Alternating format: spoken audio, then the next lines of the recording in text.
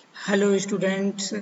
आज मैं आप लोगों को नया सब्जेक्ट पढ़ाने जा रहा हूँ। इसमें मैं आप लोगों को पढ़ाने वाला हूँ computer aided design and manufacturing. ठीक है, तो सबसे पहले आइए हम इंट्रोडक्शन इसके पहले चैप्टर में देखते हैं कि हमको क्या क्या पढ़ना है। ठीक, इसमें यहाँ पे यूनिट में दिया गया है, इसमें हमको पढ़ना है इसका इंट्रोडक्शन। ठीक है, ये एस जो लिखा है ना वो मिस्टेक है।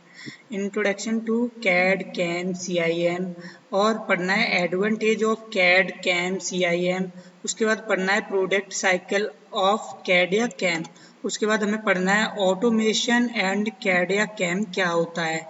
उसके बाद स्टेप इन्वॉल्व इन कैड या कैम, इनके बारे में हमें एडवांस और डिटेल में पढ़ना है। तो सबसे पहले हम बात करते हैं कि कंप्यूटर एडेड डिजाइन क्या होती है। कंप्यूटर एडेड डिजाइन एक ऐसा प्रोसेस है जिसकी सहायता से हम डिजाइन बनाते हैं किसी भी वर्क पीस की कंप्यूटर में। ठीक है, जिस तरीके से जो डिफरेंट सॉफ्टवेयर यूज किए जाते हैं, जैसे जिसमें मोस्ट पॉपुलर सॉफ्टवेयर है जो डिप्लोमा में हम लोग यूज करते हैं वो है ऑटोकैड और सॉलिड वर्क्स। ठीक है, तो जब तक देखो फर्स्ट ईयर में तुम लोगों ने पढ़ा होगा इंजीनियरिंग ड्राइंग करके सब्जेक्ट होगा। तो उस ड्राइंग को हम किस पे बनाते थे, पेपर पे। ठीक, लेकिन उसी ड्राइंग को अगर हम कंप्यूटर पे बनाएं तो वही सेम टू सेम डिजाइन हम जब किसी सॉफ्टवेयर का यूज करके कंप्यूटर पे बनाते हैं तो उसे हम कंप्यूटर एडेड डिजाइन कहते हैं। यानी कि एक ऐसी डिजाइन या फिर किसी भी ऑब्जेक्ट या किसी वर्क पीस की डिजाइन जिसको हम कंप्यूटर के माध्यम से बनाएं उसे हम कंप्यूटर एडेड डिजाइन कहते हैं। यानी कि जिसे कंप्यूटर की सहायता से बनाया जाए। ठीक, अब कंप्यूटर एडेड डिजाइन के दो घटक होते हैं, एक होता है इंटरेक्टिव कंप्यूटर ग्राफिक्स, दूसरा होता है डिजाइनर। इंटरेक्टिव कंप्यूटर ग्राफिक्स क्या होता है, जो सॉफ्टवेयर होता है। दूसरा डिजाइनर, जो इसको विचार करके इसको बनाता है कि इसको बनाना कैसे है। ठीक है, तो ये सिंपल सी बात है। यानी कि देखो यह एक सिस्टम होता है जिसमें हार्डवेयर और सॉफ्टवेयर सम्मिलित होते हैं। और डिजाइनर में क्या होता है, डिजाइनर जो मतलब कि डिजाइनर एक तरीके से मान सकते हो कि डिजाइनर आप खुद हैं। मतलब कि वह व्यक्ति जो उस सॉफ्टवेयर पे या उस हार्डवेयर पे काम करके हमें पार्टिकुलर फाइनल डिजाइन बना के देता है, उसे हम डिजाइनर बोलते हैं। तो डिजाइन के हमारे दो पहलू होते हैं, एक डिजाइनर और एक इंटरेक्टिव कंप्यूटर ग्राफिक्स, यानी कि इसे हम आईसीजी बोलते हैं। जब भी हम किसी भी कंपनी में जाते हैं तो हमसे मांगता है कि आईसीजी डिजाइन दीजिए, हमें अपने प्रोडक्ट की आईसीजी डिजाइन दिखाइए। ठीक है ना, या फिर मान लो कोई मकान बनवाते हैं, कुछ भी करते हैं, तो जो लोग सिविल वाले होते हैं तो वो लोग बोलते हैं कि आईसीजी डिजाइन दिखाइए, तो वो लोग मकान की डिजाइन दिखाते हैं आप लोगों को, है ना। उसके बाद कंप्यूटर डिजाइन में कंप्यूटर का प्रयोग सेम टू सेम वही है जो मैंने परिभाषा बताई है। बिल्कुल तुम्हें इतनी लेंदी किताब पढ़ने की जरूरत नहीं है। ठीक है, जो जितनी जानकारी है उतना ही आप लोगों को पढ़ना है। उसके बाद जैसे इसमें दिया गया है कि डिजाइन बनाने के लिए हमें क्या क्या प्रोसेस करना चाहिए, ये कुछ प्रोसेस हैं। ठीक, तो इन प्रोसेसों को मैं सिंपल सी भाषा में बता दूं कि मान लो अगर हमें ये मोबाइल बनाना है, कोई मोबाइल मैन्युफैक्चर करना है, तो सबसे पहले हम सोचेंगे उसके बारे में। सबसे पहले हम उसके बारे में सोचेंगे कि हम सबसे पहले हमारे दिमाग में वो आइडिया कहाँ से आया। ठीक है, और उस आइडिया पर हम काम कैसे करेंगे। तो यानी कि हमारे पास वो आइडिया आता है कस्टमर से, कस्टमर की नीड से हमारा जो आइडिया है वो जनरेट होता है कस्टमर की आवश्यकता के अनुसार। तो सबसे पहले हम देखते हैं कि लोगों की ज़रूरत क्या है, फिर उसके बाद लोगों की ज़रूरत अगर मोबाइल है तो मोबाइल को हम किस तरीके से डिज़ाइन करें जो लोगों की 100% सेटिस्फाई करे। हालांकि जो कस्टमर होता है वो कभी भी 100% सेटिस्फाई नहीं होता है, उसके अंदर अपने पैसे से लेकर के कुछ ना कुछ कमी रह ही रहती है। आपने भी अगर लैपटॉप खरीदा होगा, मोबाइल खरीदा होगा, तो आपको ये लगता रहा होगा कि अगर मैं थोड़े पैसे लगा देता या फिर ये कर देता या फिर इसमें 2 GB रैम और होती तो ये और अच्छा चलता, है ना। तो उसी तरीके से हम क्या करते हैं, उसकी डिजाइन बनाते हैं, रूपरेखा तैयार करते हैं। ठीक है, उसके बाद हम डायमेंशनिंग करते हैं। डायमेंशनिंग का मतलब होता है डायमेंशन तैयार करते हैं कि कितना बड़ा होना चाहिए, छोटा होना चाहिए। टॉलरेंसिंग का मतलब होता है कि उसकी लोअर लिमिट और हायर लिमिट हम तैयार करते हैं। जैसे कि मैंने तुम लोगों को बताया था कि कोई भी ऑब्जेक्ट मैन्युफैक्चरिंग एरिया में एकदम फिक्स नहीं बनता है। अगर वो मुझे 5 mm का बनाना है तो वो 5 mm का नहीं बनेगा, वो या तो 0.5 mm प्लस चला जाएगा, ठीक है, या फिर वो 0.5 mm माइनस चला जाएगा। यानी कि तो हम एक टॉलरेंस फिक्स कर लेते हैं कि अगर हमारा 0.5 mm अगर प्लस जाता है या माइनस जाता है तो उससे हमारे कस्टमर पे कोई फर्क नहीं पड़ेगा और हमारे प्रोडक्ट पे भी कोई भी फर्क नहीं पड़ेगा। यानी कि हम जो डिजाइन बना रहे हैं वो एकदम ठीक है। तो मैं आप लोगों को बता रहा था कि सबसे पहले हम क्या करते हैं, डायमेंशन टॉलरेंसिंग करेंगे, फिर कॉन्फ़िगरेशन मैनेजमेंट, फिर हम सिस्टम बनाएंगे, ठीक है। फिर उसके बाद टीमों एवं संगठनों के बीच पार्ट असेंबली, इसकी हम जानकारी अध्ययन करेंगे, कौन सा पार्ट किस में जोड़ा जाएगा तो किस तरीके से ये बनेगा। फिर हम डिजाइन एनालिसिस करेंगे, ठीक है। डिजाइन एनालिसिस करने के बाद उसके बाद अगर हम डिजाइन की बात करें तो ये हमारा CAE कंप्यूटर एडेड इंजीनियरिंग के अंतर्गत आता है, ठीक है। ये मैन्युफैक्चरिंग के लिए उपयोग किया जाता है, ठीक। उसके बाद ये सब पढ़ने की ज़रूरत नहीं है। कंप्यूटर ग्राफिक्स तुम लोग जानते ही हो, ग्राफिक्स के बिना कोई भी सॉफ्टवेयर नहीं चलता है।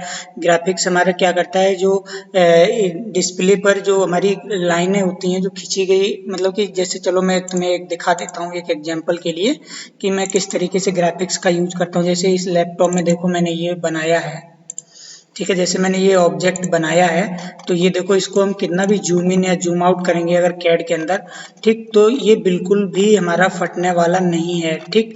मतलब मैं आसानी से कोई बड़ी सी बड़ी डिजाइन या छोटी सी छोटी डिजाइन भी बना सकता हूँ, ठीक है। उसके बाद अगर मैं बात करूँ तो ग्राफिक्स का मतलब यही है कि कंप्यूटर ग्राफिक्स आमतौर पर डिस्प्ले स्क्रीन पर खींची गई छवियों से संबंधित होता है, ठीक है। ऐसे कई तरीके से चित्रों का निर्माण किया जाता है, विभिन्न प्रकार की डिस्प्ले डिवाइस स्वीकृत दृश्य, तो ये सब पढ़ने की कोई ज़रूरत नहीं। सिंपल सी बात है कि जिस कंप्यूटर में बढ़िया सा ग्राफिक्स रहेगा उसमें मतलब कि अच्छी तरीके से हम चित्र बना सकते हैं या फिर कोई भी डिजाइन तैयार कर सकते हैं। अगर कंप्यूटर में ग्राफिक्स नहीं रहेगी तो हम उसमें आसानी से डिजाइन नहीं बना सकते हैं, ठीक। इसके बाद हिस्ट्री ऑफ कैड की अगर हम बात करें तो जो हमारा कैड है 1963 में, मतलब कि Massachusetts institute of technology MIT, ठीक, इसने सबसे पहले मतलब कि ड्राइंग के फील्ड में ये कदम उठाया था, जो कंप्यूटर पे इसने स्टार्ट किया ड्राइंग को बनाना, ठीक। उसके बाद हम बात करें कि सबसे पहले इसे शामिल किया गया था TX2 कंप्यूटर पर, ठीक है। इस पर जो भी सॉफ्टवेयर चलता था वो कैथोड रे ट्यूब से चलता था, ठीक। CRT जो होता है कैथोड रे ट्यूब, जिसके माध्यम से पहले डिजाइन चलती थी और कंप्यूटर चलता था, ठीक। लेकिन अभी तो बहुत सारे सिस्टम अवेलेबल हैं, ठीक, तो इसकी ज़्यादा बैकग्राउंड हिस्ट्री के बारे में कुछ पूछता नहीं है, तो इसमें जानने की कोई ज़रूरत भी नहीं है। केवल इतना याद रखो कि इसकी जो शुरुआत हुई थी वो कब हुई थी, इसके प्रमुख चरण कौन कौन से हैं। तो पहला हमारा 1957 में प्रोंटो को डॉक्टर हॉरेटी द्वारा विकसित किया गया था, जो पहला व्यावसायिक संख्यात्मक नियंत्रण प्रोग्रामिंग निकाय है। ये एक सॉफ्टवेयर का नाम है, ठीक है, जिसपे हम डिजाइन वगैरह करते हैं, जो प्रोग्रामिंग को हम जिसपे कंट्रोल करते हैं, ठीक। उसके बाद हम नेक्स्ट अगर 1960 की बात करें, ठीक है, 1960 में क्या हुआ था, स्केच पैड का निर्माण हुआ था जिससे हम डिजाइन बनाया करते थे। उसके बाद 1967 में STRC का निर्माण किया गया था, ठीक। उसके बाद 1979 में IGES का निर्माण किया गया था। कैड के मूलभूत अवयव मतलब बेसिक एलिमेंट ऑफ कैड क्या क्या होते हैं, तो कंप्यूटर के जितने भी डिवाइस हैं वो सभी हमारे बेसिक एलिमेंट ऑफ कैड होते हैं, जैसे कि इनपुट डिवाइस, आउटपुट डिवाइस और मुख्य निकाय। इसमें इनपुट डिवाइस में क्या क्या आ जाएगा, कीबोर्ड आ जाएगा, माउस आ जाएगा, ठीक है। और कंप्यूटर में इसके अंदर कैड और डेटाबेस कंप्यूटर, ठीक है, कंप्यूटर की जगह में यहाँ CPU भी बोल सकते हैं, ऐसे यहाँ पे CPU होगा, ठीक है। और उसके बाद हम बात करें आउटपुट डिवाइस में hard disk, network, printer, plotter का प्रयोग करते हैं, ठीक। तो ये सब हमारे जितने भी डिवाइसेस हैं कंप्यूटर के वही हमारे basic element of CAD system है, ठीक। उसके बाद हम नेक्स्ट बात करते हैं, ये तो सब नहीं पढ़ना है, इनपुट डिवाइस क्या होते हैं, आउटपुट डिवाइस क्या होते हैं, ये तो मैंने आप लोगों को बता दिया है, ठीक है। तो इनपुट डिवाइस वो ऐसे सॉफ्टवेयर होते हैं जिनसे हम कंप्यूटर को इनपुट प्रदान करते हैं, और आउटपुट डिवाइस वो होते हैं जिनसे हम कंप्यूटर से आउटपुट प्राप्त करते हैं, ठीक। उसके बाद मैं बात करता हूँ कि कैड सॉफ्टवेयर का जो स्ट्रक्चर होता है, ठीक, वो मैंने आप लोगों को भी पिक में दिखाया ही था। तो कैड कंप्यूटर एडेड डिजाइन का जो सॉफ्टवेयर होता है, ठीक है, वो कैसा होता है, वो 3D भी होता है, ठीक है। वो मतलब कि 3D और या फिर हम 6D भी बोल सकते हैं। ये जो 3 आयामी या ज्यामिति लिखा है ना, 3D 2D, ठीक, किसी में भी हम इसमें डिजाइन बना सकते हैं। तो सिंपल सी बात है, जब भी कैड सॉफ्टवेयर के बारे में पूछे तो इसमें यही लिखना है कि इसे हम 3D या 2D डिजाइन बनाने में प्रयोग करते हैं। ठीक है, इसमें लाइन भी बनाते हैं, वक्र बनाते हैं, बिंदु बनाते हैं, नोट आयाम त्रुटियों को सही करने के लिए। ठीक, तो सिंपल सा इसका डेफिनेशन दे देना है। कंप्यूटर एडेड डिजाइनिंग एक ऐसा सॉफ्टवेयर है, ठीक है, जिसके द्वारा हम क्या क्या करते हैं, क्या क्या नहीं करते हैं। ठीक है, ये सारी चीज़ें बता देनी है इन डिजाइनर ड्राफ्टमैन। ठीक, तो इन सारी चीज़ों को तुम्हें इतना ज़्यादा बड़ा चढ़ा के पढ़ने की कोई ज़रूरत नहीं है। ठीक, उसके बाद हम बता दें यूजर इंटरफेस क्या होता है। यूजर इंटरफेस का मतलब होता है कि यूजर जो है वो किस तरीके से उसमें काम कर रहा है। ठीक है, मतलब कि यूजर इंटरफेस कितनी आसानी है कि वो कितने आसानी से सॉफ्टवेयर को डिजाइन बना ले रहा है।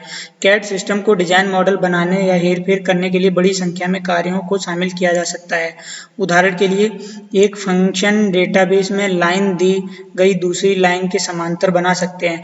जैसे कैड में क्या होता है, जैसे एक लाइन, दो लाइन, तीन लाइन, सर्किल, ट्रायंगल, कुछ भी हम डिजाइन कर सकते हैं बड़े आसानी से।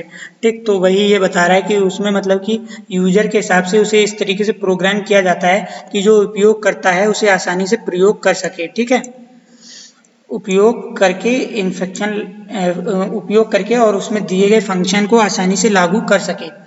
कमांड आधारित निकाय, मतलब कि सॉफ्टवेयर जो होता है ऑटोकैड, उसमें कमांड भी देते हैं। जैसे एल प्लस इंटर करोगे, एल प्लस इंटर वाली अगर बटन दबाओगे तो लाइन कमांड लग जाएगी। ठीक, तो ये भी मैं आप लोगों को बता चुका हूँ। उसके बाद कमांड आधारित निकाय सिंपल वही है, सेम है, कुछ नहीं।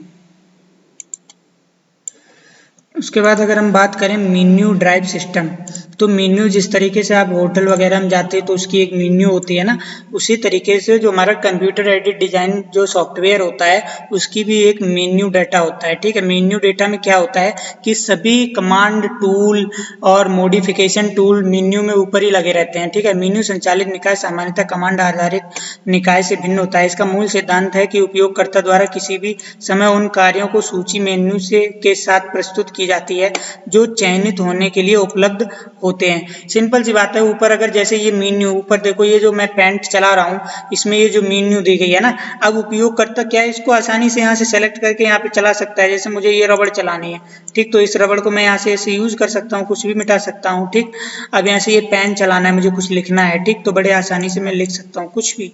ठीक, यानी कि ये यूजर इंटरफेस इतना आसान है कि यहाँ पे जितनी भी चीज दी गई है, कोई भी कलर अगर मुझे यूज करना है, ब्रश यूज करना है, ठीक है, तो यहाँ से बड़े आसानी से हम यूज कर सकते हैं इस तरीके से। तो यही यूजर इंटरफेस होता है। और ये मेन्यू होती है कि मेन्यू इस तरीके से काम करती है कि यहाँ पे जितने भी टूल्स होते हैं, इमेज, क्लिपबोर्ड, टूल्स, शेप्स, ठीक, इसे उपयोग करता आसानी से उपयोग कर सके और उसका उपयोग करके आसानी से उसकी डिजाइन बना सके। ठीक है, और एक स्पष्ट अच्छी तरह से स्क्रीन लेआउट, मतलब कि अच्छा स्क्रीन लेआउट होना चाहिए, अच्छी तरह से निर्मित मेन्यू होनी चाहिए, आसानी से टूल्स का सिलेक्शन हो जाए। ठीक है, और आसानी से सुलभ और स्पष्ट रूप से लिखित मदद की जानकारी, मतलब कि अगर यहाँ पे जैसे मान लो ये ब्रश है तो यहाँ पे लिखा है ना कि ये ब्रश है, फिर इसमें देखो ब्रश पे क्लिक करने पे नीचे लिख के भी दे रहा है draw with different kind of brush, है ना। अब जैसे मान लो अगर मैं इस ट्रायंगल पे क्लिक करके ऐसे बटन रख दूं तो ये क्या लिख रहा है, राइट ट्रायंगल। ठीक, तो यही बता रहा है कि आसानी से सुलभ और स्पष्ट रूप से लिखित मदद की जानकारी। अब किसी को अगर जानकारी नहीं है कि ये क्या चीज है, ठीक है, तो यहाँ पे कैसे पता चलेगा उसको, तो यहाँ लिखा है ना कि ये इरेजर है, eraser part of the picture and, मतलब erase part of the picture and replace it with the background colour. ठीक है, तो इसे बैकग्राउंड कलर से ये रिमूव कर देगा। तो यहाँ लिख के बता भी रहा है, तो यही चीज यहाँ पे बोल रहा है कि आसानी से लिखित मदद भी वहां मेन्यू में होनी चाहिए, अगर कोई नया है तो वो भी उसे आसानी से चला सके।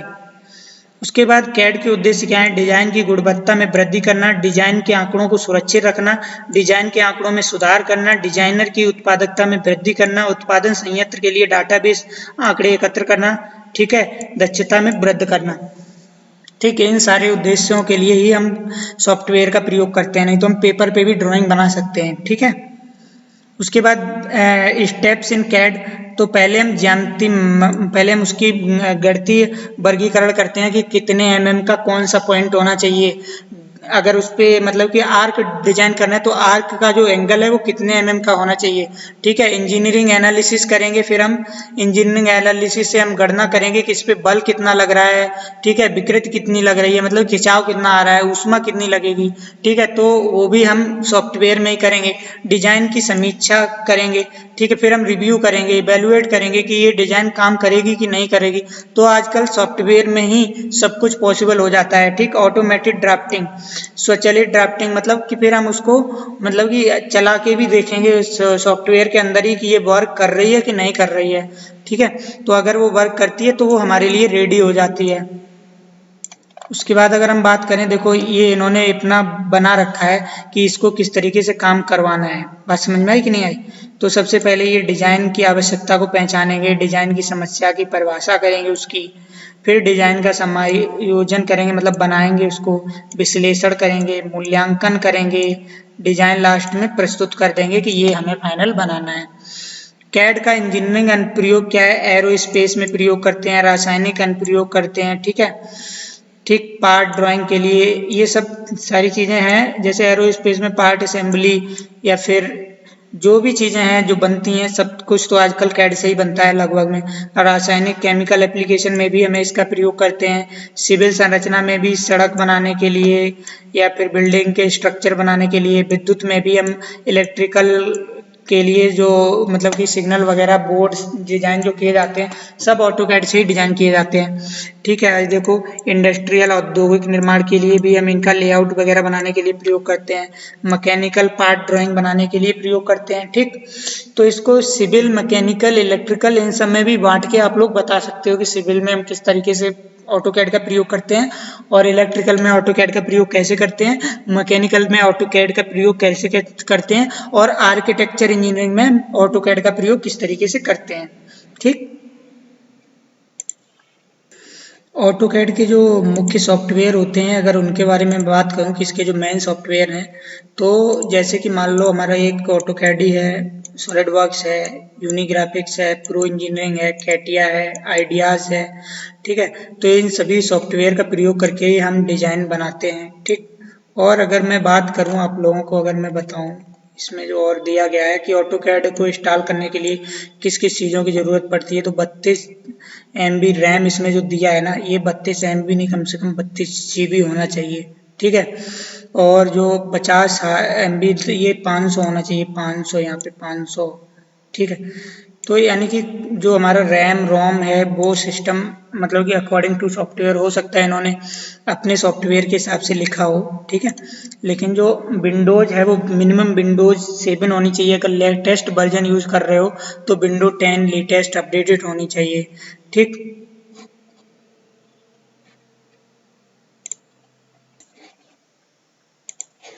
अगर हम प्रो इंजीनियरिंग की बात करें तो प्रो इंजीनियरिंग में भी जो रिक्वायरमेंट होती है वो ऑटोकैड की तरह होती है, लेकिन इसमें भी हम सेम टू सेम डिज़ाइन बनाते हैं। ठीक है, 3D डिज़ाइन बनाते हैं।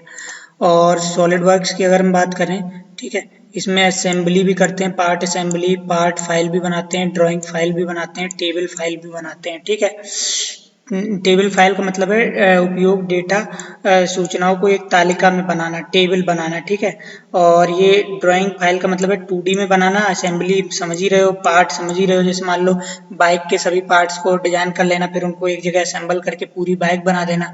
उसी तरीके से सॉलिड वर्क्स भी सेम टू सेम होता है, इसमें भी 2D और 3D। इसमें डायरेक्ट 3D डिजाइन ही वैसे तो बनाते हैं हम, पिक इसमें 2D कोई नहीं बनाता है। 2D ज़्यादातर 2D के लिए हम लोग ऑटोकैड का ही प्रयोग करते हैं। ठीक है, वैसे इसमें हम 2D और 3D दोनों डिजाइन हम बना सकते हैं, और इसमें भी हम पार्ट डिजाइन करते हैं और उसके बाद असेंबलिंग भी करते हैं। ठीक, अगर हम नेक्स्ट सॉफ्टवेयर की बात करें आइडियाज की, तो आइडिया भी हमारा एक 3D सॉफ्टवेयर है जिसके द्वारा हम मैकेनिकल डिजाइन का विश्लेषण भी कर सकते हैं, उसके आलेखन परीक्षण भी करते हैं। ठीक है, आइडियाज पे हम जो डिजाइन सॉलिड वर्क्स में मैंने बनाई है उसको इस पे भी हम उसका परीक्षण भी कर सकते हैं, और वो सॉलिड वर्क्स पे भी परीक्षण कर सकते हैं, ऐसा नहीं कि उस पर नहीं कर सकते हैं, उस पर भी हम परीक्षण कर सकते हैं। ठीक है, अब आता है आप लोगों का ये चैप्टर का दूसरा भाग जिसे बोलते हैं कैम, कंप्यूटर एडेड मैन्युफैक्चरिंग। अभी तक हम लोगों ने कैड पढ़ा था, कंप्यूटर एडेड डिजाइन। तो कैम में क्या होता है, मतलब कि मैन्युफैक्चरिंग, जब मैन्युफैक्चरिंग हमारी कंप्यूटर की सहायता से होने लगे, उत्पादन कंप्यूटर की सहायता से होने लगे, तो हम उसे बोलेंगे कंप्यूटर एडेड मैन्युफैक्चरिंग। कंप्यूटर का उपयोग निर्माण तकनीकी के साथ साथ उत्पादन, प्लानिंग, मैनेजमेंट, नियंत्रण में भी किया जाता है। ठीक है, तो इसे हम कैम बोलते हैं। ठीक, कैम में अगर मैं बात करूं, इसमें देखो प्रोडक्शन प्लानिंग करते हैं और प्रोडक्शन कंट्रोल भी करते हैं इससे, कंप्यूटर से। जैसे कि मान लो इसके अंतर्गत कंप्यूटर के अप्रत्यक्ष उपयोग आते हैं, इसके अंतर्गत प्रत्यक्ष उपयोग आते हैं। मूल्य आकलन, जैसे कोस्ट, मान लो कोस्ट अगर निर्धारित करनी है प्लान करते समय कि कितनी लागत लगेगी, ठीक है, मशीन कितनी लागत की होगी, तो ये कंप्यूटर से ही करते हैं। कंप्यूटर एडेड प्रोसेस प्लानिंग, ये भी किस रूट से तैयार किया जाएगा, क्या किया जाएगा, ये भी हम कंप्यूटर पे ही करते हैं। ठीक, उसके बाद जो डायरेक्ट मैन्युफैक्चरिंग है, ये न्यूमेरिकल कंट्रोल मशीन या रोबोट, ठीक है, ये सब इनके द्वारा किया जाता है। ठीक, और इसकी गुणवत्ता को नियंत्रण भी किया जाता है। तो ये हमारा आता है प्रत्यक्ष में आता है और ये अप्रत्यक्ष में आता है। ठीक, मतलब ये डायरेक्टली प्रोडक्शन में आता है, ये इनडायरेक्टली इन प्रोडक्शन में आता है, सिंपल सी बात है। उसके बाद इसमें वही फिर मशीनी आंकड़ों की गणना करते हैं, प्रोग्रामिंग करते हैं, यानी कि सॉफ्टवेयर वाला जितना भी भाग है वो अप्रत्यक्ष रूप से कंप्यूटर का प्रयोग किया जाता है, और जितना हार्डवेयर वाला भाग है वो हमारा प्रत्यक्ष रूप से प्रयोग किया जाता है। ठीक है, उसके बाद अगर हम बात करें कंप्यूटर एडेड मैन्युफैक्चरिंग के लाभ क्या क्या होते हैं, तो लाभ, सबसे बड़ा लाभ तो ये होता है कि हमें मतलब कि कोई भी प्रोडक्ट आसानी से हम बना सकते हैं। दूसरा लाभ अगर हम इसका बताएं तो जो प्रोडक्ट बना रहे हैं उसकी गुणवत्ता बहुत अच्छी होगी। ठीक है, तीसरा लाभ अगर हम इसका बताएं तो एक बार में एक मतलब कम टाइम में बहुत ज़्यादा प्रोडक्शन कर सकते हैं। ठीक है, तो इस तरीके से आप इसके लाभ बता सकते हैं। यह भी बता सकते हैं कि हम बल्क प्रोडक्शन या फिर किसी भी टाइम पे हम इसका आसानी से प्रयोग कर सकते हैं। ठीक, और इसमें जो इतना सारा दिया गया है, आपको इसको ज़्यादा लिखने की ज़रूरत नहीं है, आप सिंपल सा बता दोगे कि इसमें मतलब कि जो मनुष्य होता है वो कम उसे काम करना पड़ता है, कम एफर्ट में ज़्यादा मतलब कि काम करता है। जैसे मान लो पूरी मशीन अगर वो चला रहा है तो कम टाइम में ज़्यादा काम करेगा। ठीक है, और गलतियाँ बहुत कम करेगा। ठीक, और सॉफ्टवेयर की वजह से इसमें बहुत ज़्यादा जो मतलब कि एक्यूरेसी होती है, वो डिज़ाइन में बहुत ज़्यादा एक्यूरेसी आएगी। ठीक है, और कुछ नहीं।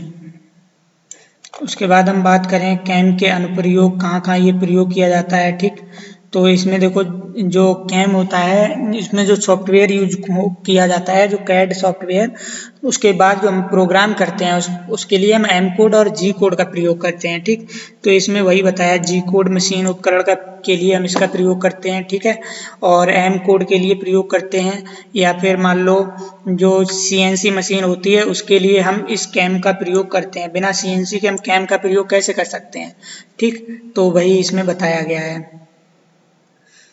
उसके बाद इसकी सीमाएं क्या क्या हैं, लिमिटेशंस क्या क्या हैं, तो इसकी कई सारी सीमाएं हैं। ठीक है, कुछ प्रोडक्ट ऐसे भी होते हैं जो मतलब कि इसके द्वारा नहीं बनाए जा सकते हैं। कंप्यूटर एडेड मैन्युफैक्चरिंग के लिए न केवल संख्यात्मक नियंत्रित टूल की आवश्यकता होती है, बल्कि डिजाइन मॉडल विकसित करने और उन्हें चलाने के लिए प्रशिक्षित निर्देशों के साथ साथ उन्हें निर्माण निर्देशों में बदलने के लिए कैड या कैम सॉफ्टवेयर और हार्डवेयर के एक व्यापक टूल की भी आवश्यकता होती है।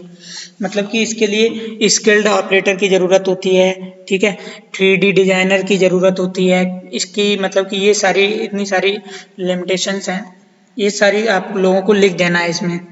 ठीक है, डिजाइन को इसमें हम बड़ी आसानी से अपने अनुकूल बना सकते हैं। ठीक है, सिंपल है, इसको बना बना के लिखना है, बस समझ जाओ बस कि इसकी लिमिटेशंस क्या क्या हैं। अब देखिए आप लोगों का जो नेक्स्ट टॉपिक है वो है कंप्यूटर इंटीग्रेटेड मैन्युफैक्चरिंग। ठीक है, अभी मैंने पढ़ा था computer aided design, computer aided manufacturing, फिर अब कंप्यूटर इंटीग्रेटेड मैन्युफैक्चरिंग क्या है। ठीक है, तो उसमें हम कैड सॉफ्टवेयर का प्रयोग कर रहे थे। अभी देखो इसमें क्या है, ऐसा विनिर्माण प्रक्रिया जिसके कंप्यूटर का प्रयोग किया जाता है, ठीक है, जिसमें किसका प्रयोग किया जाता है, कंप्यूटर का प्रयोग किया जाता है, उसे हम क्या बोलते हैं, CIM। ये इसकी डेफिनेशन है सिंपल सी। इसके दो भाग होते हैं। CIM का सिंपल सा मतलब है इसमें टोटल आ जाता है, इसमें कैड भी आ जाता है और कैम भी आ जाता है, ठीक है। जो अभी मैंने आप लोगों को पढ़ाया कि कैड क्या होता है और कैम क्या होता है, जो अभी पीछे के लेक्चर में, ठीक है, तो वो इस दोनों के पार्ट थे, ठीक है। इसके दो भाग होते हैं, कैड एक CAM, computer aided design, computer aided manufacturing. इसका मतलब ये है कि अगर आपने मेरा पीछे का लेक्चर सही से पढ़ा है तो आप इसको बड़े आसानी से बना करके लिख सकते हो कैड और कैम के बारे में, ठीक है। कैड क्या होता है, कंप्यूटर एडेड डिजाइन संबंधी, ये मतलब कि ये डिजाइन से संबंधित समस्याओं को सुलझाता है और ये कंप्यूटर द्वारा निर्माण की गई तकनीकी या उनकी समस्याओं को सुलझाने की प्रक्रिया को कैम कहते हैं, ठीक। तो ये सबसे पहले स्कोप ऑफ CIM क्या है, इसके अंदर देखो CIM के अंदर हमारा क्या क्या आता है, कैड और कैम आता है, ठीक है।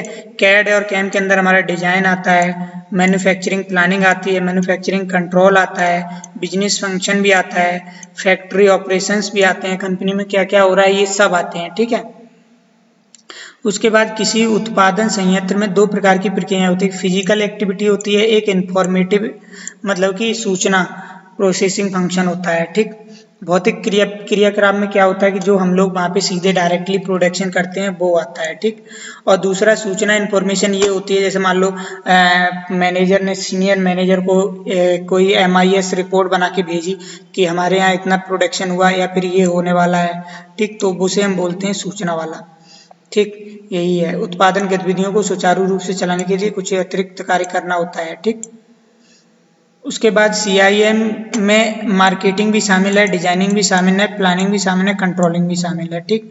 तो इसके मुख्य अवयव क्या होते हैं, पहले तो हमारा कंप्यूटराइज्ड बिजनेस सिस्टम हो गया, ठीक है। दूसरा हमारा कैड हो गया, ठीक है। तीसरा हमारा कैम हो गया, कंप्यूटर एडेड मैन्युफैक्चरिंग। चौथा भी हमारा कैम हो गया, ठीक है। इसमें हम प्रोसेस कंट्रोल करेंगे, मॉनिटरिंग करेंगे, शॉप फ्लोर कंट्रोल करेंगे, ठीक। सिंपल सी बात है कि हम मार्केट को पूरा कंट्रोल करेंगे, प्रोडक्ट मार्केट के हिसाब से बनाएंगे, प्लान मार्केट के हिसाब से करेंगे, खरीदारी मतलब कि अपना बिकवाएंगे भी मार्केट के हिसाब से ही, ठीक है। तो ये सब आता है हमारा कैम में।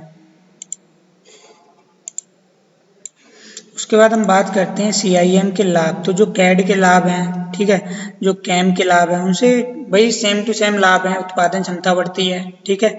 डिजाइन एवं उत्पादन दोनों में श्रम करने की कम आवश्यकता होती है, सभी प्रकार की इन्वेंट्री में काम आती है, ठीक। तो ये सारी चीजें आप लोगों को पढ़ लेनी है, ठीक, और इसमें कुछ नहीं है। उसके बाद हम बात करते हैं डेटा का बेस महत्व, नहीं जरूरी नहीं है इसको, ठीक है।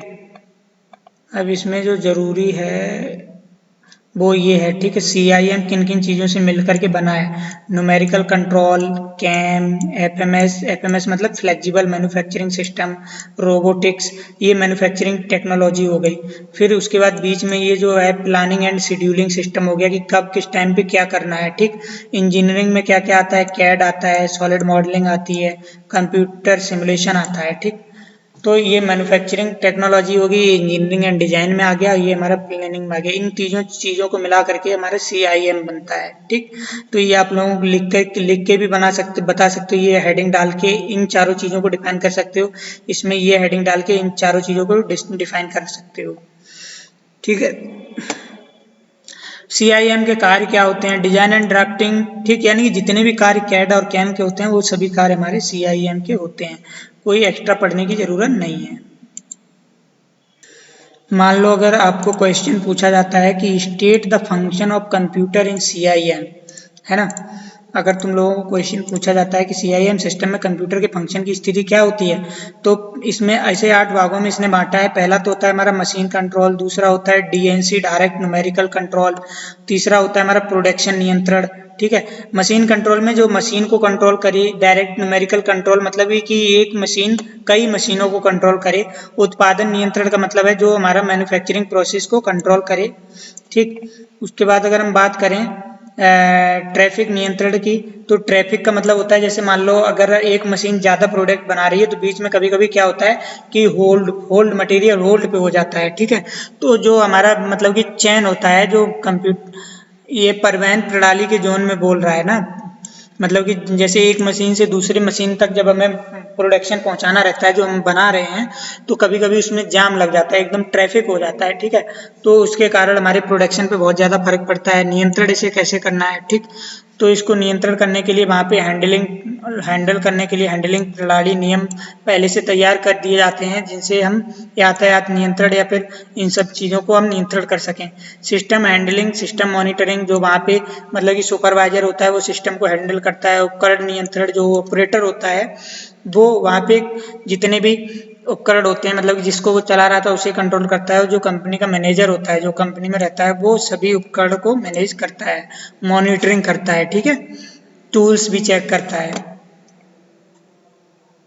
उसके बाद निकाय निष्पादन मॉनिटरिंग भी, ये मतलब कि आप लोगों का आता है pre dispatch for inspection, PDI में आता है। मतलब कि डिस्पैच से पहले आप लोगों को इंस्पेक्ट करना रहता है कि जो हमने बनाया है उसको सप्लाई कहाँ करना है, ठीक है। तो ये बनने के बाद का काम है। उसके बाद क्या है, हार्डवेयर में क्या क्या चाहिए रहता है, CNC, DNC, FMS, machine centre, robot workcell, ठीक। उसके बाद आप लोगों को चाहिए रहता है मटेरियल हैंडलिंग टूल, ठीक, जो मटेरियल को हैंडल कर सकें। ऑटोमेटिक स्टोरेज और कंप्यूटर नियंत्रण निरीक्षण उपकरण, कंप्यूटर सर्वर, कैम या CAD, printer, plotter, barcode scanner, other, ठीक। CIM के लिए आवश्यक सॉफ्टवेयर, तो जितने भी सॉफ्टवेयर यूज होते हैं वो यहाँ पे दिए गए हैं, ठीक है। CAD, CAM, material handling, pack करने के लिए, शॉप फ्लोर पे डाटा कलेक्शन करने के लिए, एक्सेल, यहाँ तक कि एक्सेल तक जितने भी कंप्यूटर में सॉफ्टवेयर यूज होते हैं वो सभी सॉफ्टवेयर हमारे मान लो यहाँ पे CIM में यूज होते हैं। सेल करने के लिए भी सॉफ्टवेयर चाहिए, डिसीजन बनाने के लिए भी, है ना। Cap, computer aided process planning के लिए भी चाहिए, इन्वेंट्री कंट्रोल के लिए चाहिए, ठीक है। Production planning, quality management, network management, device driver, ठीक है, सब चाहिए। लैन, वैन, इंटरनेट, ठीक है, ये इंटरनेट सभी वहाँ पे लगी होनी चाहिए, ठीक। तो इसका सिद्धांत तो यही है बेसिकली कि हम इससे किस तरीके से काम लेते हैं, ठीक। और इसका कुछ भी नहीं है। अगर हम इस चित्र से हम अगर समझें, ठीक, इस चित्र से हम समझते हैं, ठीक, क्योंकि चित्र से बहुत जल्दी समझ में आ जाएगा। यहाँ पे देखो ये हमारा सर्वर लगा रहता है, यहाँ पे हमारा वर्क स्टेशन 1 2 3, मतलब कि 3 जगह से काम होके जाता है एक सर्वर पे। सर्वर हमारा भेज देता है पार्ट प्रोग्राम को, पार्ट प्रोग्राम यहाँ पे शेड्यूल रहता है ऑलरेडी, मैन्युफैक्चरिंग भी प्लान रहता है जो हमारा फिर इस सर्वर को भेज देता है, जो यहाँ से मशीन टूल को भेज देता है। तब हमारा मशीन टूल क्या करता है, फाइनल प्रोडक्ट में उसे बदल देता है, ठीक। तो आप लोगों को इसके सिद्धांत में यही चीज़ लिखनी है, ठीक। CNC मशीन इस तरीके से काम करती है और इसी के बारे में ये चित्र बना देना है। नेक्स्ट हमारा इम्पोर्टेंट टॉपिक है ऑटोमेशन, इंट्रोडक्शन एंड डेवलपमेंट। तो ऑटोमेशन का मतलब होता है जब हम कोई भी काम ऑटोमेटिक करवाएं, ठीक है, वहाँ पे मनुष्यों का प्रयोग ना हो, ठीक है। स्वचालन शब्द की उत्पत्ति ग्रीक शब्द ऑटो अर्थात स्वयं, मैट्स मतलब जिसका अर्थ है घूमना, मूविंग से हुआ है, ठीक है। स्वचालन तकनीकों का सेट होता है जिसके अंतर्गत हम मशीनों पर क्रियाएं बिना मानवीय हस्तक्षेप से संपन्न कराते हैं। अतः हम कह सकते हैं कि स्वचालित एक ऐसी यंत्रावली है जो स्वयं चलती है, ठीक। स्वचालित निकाय, इसका एक छोटा सा इसने चित्र भी बना दिया है, आप अपने आप से भी बना सकते हो कोई भी चित्र। यहाँ पे मान लो कोई सामयिक श्रम है या ऑटोमेटिक मशीन है, ठीक है, ये डायरेक्ट हमारे प्रक्रम से काम अपने आप कर दे रही है, ठीक। उदाहरण के लिए इसने स्वचालित machine tool, transfer line, assembly line, औद्योगिक रोबोट, स्वचालित मटेरियल हैंडलिंग, औद्योगिक ऑटोमेटिक निरीक्षण निकाय, ठीक। तो ये सारी चीज़ें हमारी आती हैं। अब इंडस्ट्री में क्या क्या होता है, इंडस्ट्री में एक 5M मेथड होता है, एक 5P मेथड होता है। इसे हम 5P इसलिए बोलते हैं, इसे 5M इसलिए बोलते हैं क्योंकि इसमें सबसे पहले एम आता है, लेकिन इसे हम 5P बोलते हैं, इसमें एम नहीं आता है, ठीक, क्योंकि ये प्रोडक्शन को कंट्रोल करता है। Man, machine, material, money, market, इन सारी चीज़ों पे विशेष फोकस किया जाता है, ठीक। उसके बाद नंबर 2 पे फोकस करते हैं planning, executing, controlling, control, coordination और मोटिवेशन। लास्ट में प्रोसेस करके फाइनल प्रोडक्ट हमारा मिलता है हमें। इसे हम बोलते हैं कि हम 5M और 5P को मिला करके किसी भी उद्योग का निर्माण करते हैं। तो thank you for watching this lecture. Next हम कंटिन्यू करेंगे अगला चैप्टर, इसी यही वाला चैप्टर जो बचा हुआ है नेक्स्ट लेक्चर में। कोई समस्या है तो मुझे कमेंट करके बताइए, मैं उसका सलूशन दूंगा।